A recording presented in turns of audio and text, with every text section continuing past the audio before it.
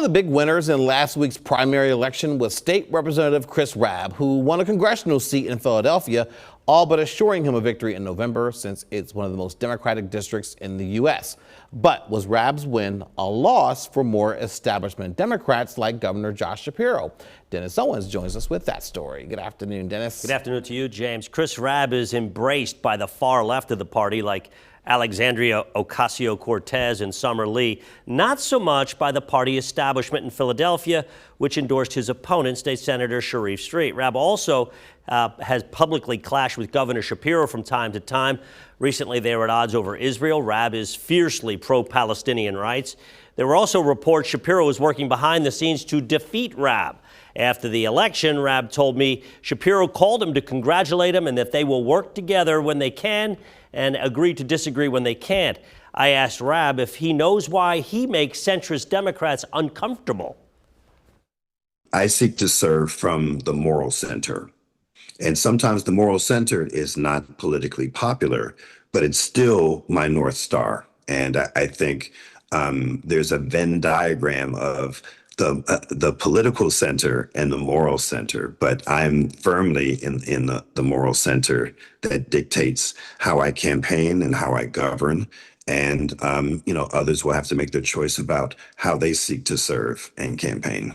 In your view, sometimes is Josh Shapiro not in the moral center? I think it depends on the issue. It depends on the issue. I just spoke with Team Shapiro, which reiterated that the governor spoke with Rabb this past week, and they are committed to working together. And the governor's focus is on beating Donald Trump and Republicans up and down the ballot. Clearly, James, he does not want to have a fight with a fellow Democrat.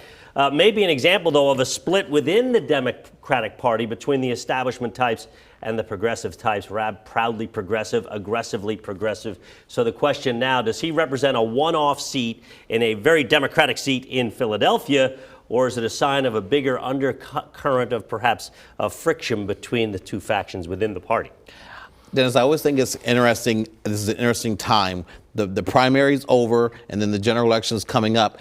In the primary, you've been busy beating up your people from your own party. Yes. Now it's time to try to mend those fences. Unity. And sometimes, depending on how personal things get, that can be difficult. Yeah. But no question, Governor Shapiro is a professional politician, and he understands he needs all the Democrats he can get, even if it's beyond this current election for governor, which is this year. You may have heard some broader aspirations. Aspects, yes. And if that's the case, you definitely need all of those different Democrats under the tent. Absolutely. So it's just something to keep an eye on. Is it one-off in Philly and, what they're doing in that very Democratic place, fine?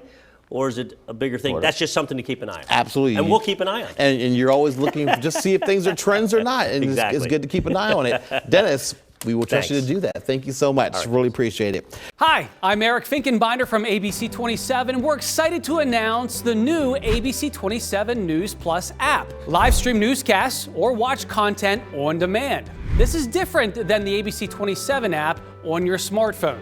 You can check this out at home, and it's very easy to use. With a Fire Stick, go to the homepage, scroll down to search. From there, enter ABC 27. Move over to the apps, and there we are. Click the icon and install. It's just that easy.